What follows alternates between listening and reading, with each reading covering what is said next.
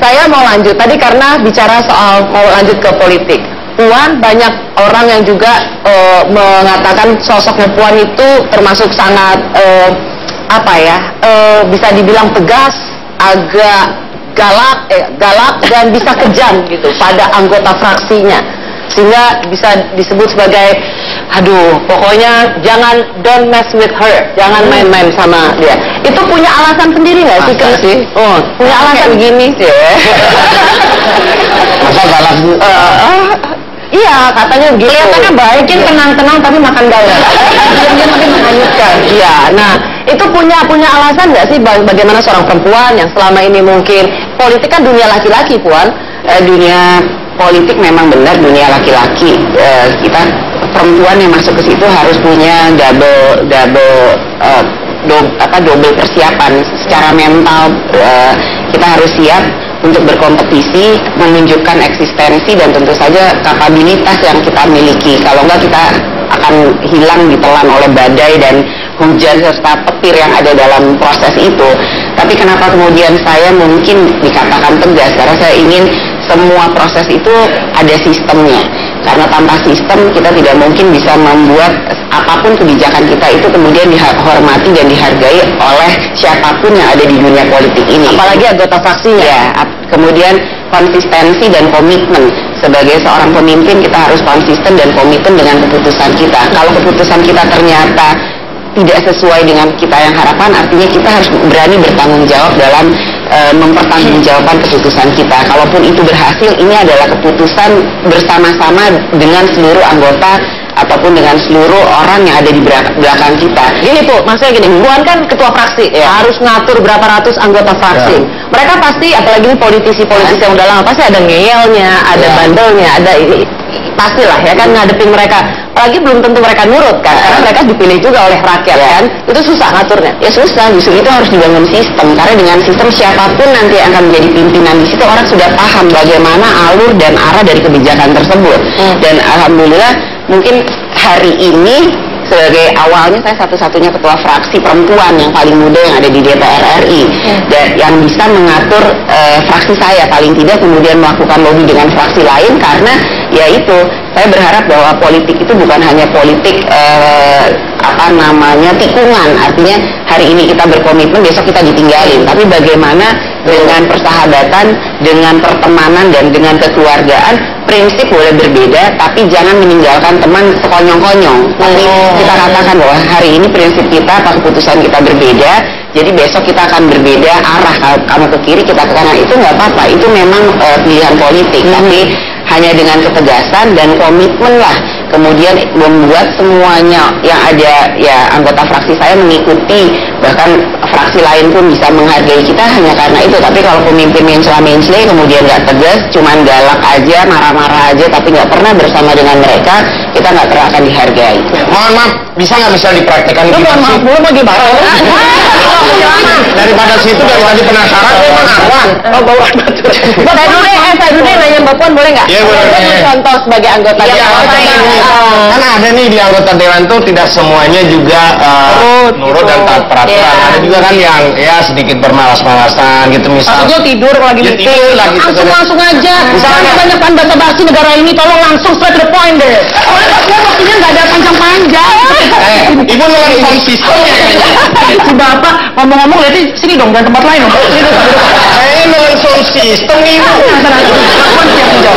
Gini Bu, misalnya ada anggota DPR lah kita ya, tidur gitu Bu waktu sidang atau misalnya nggak mau datang ke sidang pleno. Ini misalnya kita telepon Ibu ya, Ibu misal mohon maaf nih Ibu telepon saya, mohon maaf Bu Puan, saya hari ini nggak bisa datang nih, ada acara keluarga nih mau nyunatin anak. Nah, itu misal gimana nih Bu? Ya selama itu izin. Bu ambil telepon dulu. Halo. Ya. Tapi saya telepon dulu, saya mau minta izin nih. Tertanya kamu anggota Dewan. Halo. Hai ya, halo. Ada dering udah diangkat. Ya kan biar cepet toh yo. Apalagi ada nada dering dulu. Lu ya ada deringnya ya. Lagu saya Bro Mahmud ya. And this boy, and this boy, and this boy. Cepet diangkat. Halo. Halo. Ya halo. Ibu Puan. Ya. Tolong telepon balik Bu. Gak modal banget sih. jangan marah nih, lu misal dong. Ini yang sopan, ini yang sopan. Begitu yang sopan. Langsung PAW. Kalau begitu ini yang sopan nih. Halo. Udah diangkat. Angkat kalau bunyi enak banget loh, Mas. Selamat siang dengan Ibu Puan. Ya, selamat siang. Kirimin pulsa dong, Bu.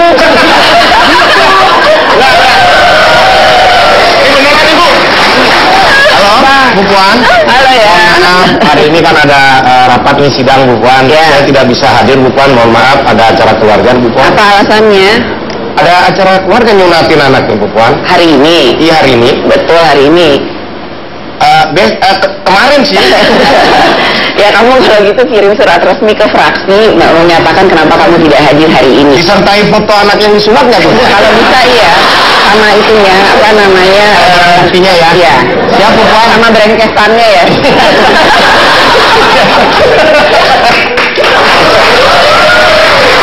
Berarti tidak semudah itu ya Bu Puan. Ya.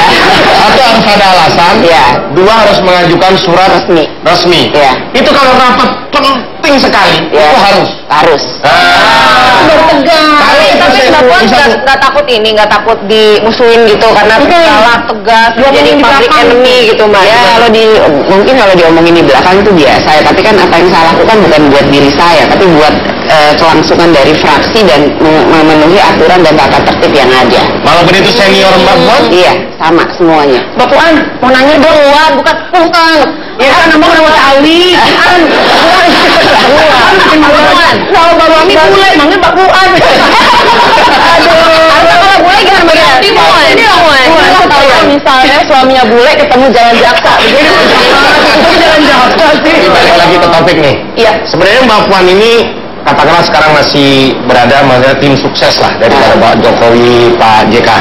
Ada nggak target politik pribadi dari Mbak Puan di dunia perpolitikan di Indonesia? Ya orang dalam pekerjaannya pasti punya target. Karena kalau orang kerja nggak punya, kamu kan kerjanya apa tadi harus bilang supaya kaya kan. Mbak Puan harus gimana biar kaya Mbak? Apa targetnya? Ya tentu saja saya dalam posisi ini ingin mencapai apa yang bisa saya dapatkan yang tertinggi pada waktunya. Dan saya berharap bahwa diri saya ini tidak hanya berguna untuk diri saya, tidak berguna untuk keluarga saya, ataupun kemudian apa yang menjadi yang saya wakili, tapi juga bisa menjadi berguna untuk bangsa ini ke depan. Kapan, sampai di mana, itu ya hanya Tuhan yang tahu yang pasti. Tapi ini ada jabatan khusus yang diincar. Nah, itu dia. Tadi Mbak Puan udah bilang yang tertinggi. Iya. Itu yang tertinggi itu Ketua Umum PD Perjuangan atau Presiden Republik Indonesia. Ya kalau lihat posisi hari ini kan semua jabatan itu yang diinginkan oleh semua orang. Dan saya sudah melewati itu dalam proses yang cukup panjang. Tapinya saya juga harus mawas diri mana yang terbaik buat PDI Perjuangan, mana yang terbaik untuk Republik ini. Saya siap berada dimanapun posisi yang akan saya capai dengan kerja keras dan tentu saja dengan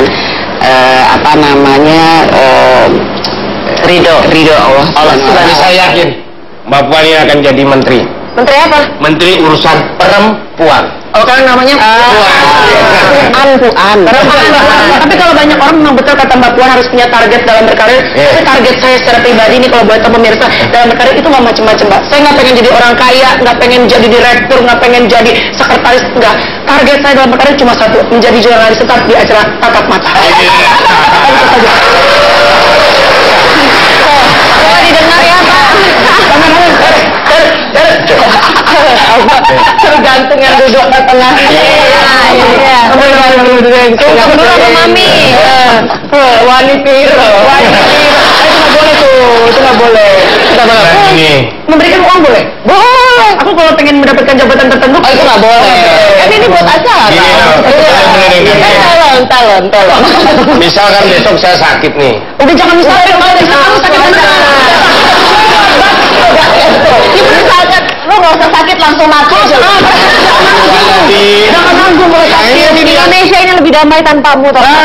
Hidup juga nggak ada gunanya. Kamu udah nggak apa-apa. Kursinya jangan dibawa. Lu ulang aja. Silakan Mbak. Bentar. Puan. Mbak Puan. Saya mau masuk ini. Puan itu mengatakan benar gak sih, ini ada dari media online Detikcom yang mengatakan kalau Jokowi menang, ibu kota itu akan dipindahkan ke dalam hatimu. Jadi campur dari Allah. Mana nih beritanya nih? Nah, ini dia. Benar nggak, Bu? Oh, jika PDIP menang, Puan janji Palangkaraya jadi ibu kota negara. Kenapa Palangkaraya, Mbak? Kenapa nggak Medan, Mbak? Ada perempuan-perempuan cantik, Mbak. Kalau Mbak tahu aja tuh. Kenapa Palangkaraya, Mbak? Enggak, memang mungkin kalimat ini saya ucapkan pada saat saya kampanye di Palangkaraya, Kalimantan Tengah. Oh, jadi waktu di Medan gitu? Medan bukan. Ini kan wacana ini pernah dikatakan oleh Bung Karno bahwa kalau memang kita akan memindahkan ibu kota republik, yang paling cocok adalah kita pindahkan ke Palangkaraya karena di sana lahannya flat, kemudian nggak mungkin ada gempa, di mana kita bisa bangun kota pemerintahan yang benar-benar stabil dengan luasnya wilayah dan banyaknya infrastruktur yang bisa dibangun di sana. Jadi ini bukan janji, tapi ini memang pernah diwacanakan oleh Bung Karno pada waktu itu, dan saya katakan bahwa saya hadir di sini bukan pertama kali, saya hadir di sini karena Bung Karno pernah hadir di Palangkaraya. Mbak Puan, tapi ribet nggak sih Mbak mindahin ibu kota dari Jakarta yang semuanya udah di sini terus pindah semua ke Palangkaraya, atau nggak malah jadi lebih mahal dan nggak efektif? Ya, kenapa nggak Palangkaranya aja yang pindah ke sini, Bu? Itu dia. Ibu kota nggak terlalu pindah di Butirik biasanya bisa. Silakan Mbak Puan. Ya memang itu kan hanya wacana yang harus dipertimbangkan dengan matang dan sebaik-baiknya. Beberapa tahun lalu pun kita pernah mendengar itu dibicarakan kembali, tapi kan itu bukan suatu hal yang mudah untuk dilakukan. Perlu kesiapan bukan hanya mental, tapi juga infrastruktur dan lain-lain lah. Jadi itu perlu pertimbangan bukan hanya dari kami, tapi seluruh pihak yang punya kepentingan dalam hal pemindahan atau wacana pemindahan ibu kota itu. Oke, ya ini sekarang saya mau menguji seorang Puan Maharani. Aduh, apalagi nih? Dan Bapak ini banyak ujian ya Mbak ya. Hanya mengenali orang-orang yang ada di hati. Saya penulis lagu. Kalau saya nyanyi, kamu juga suka ikut bernyanyi.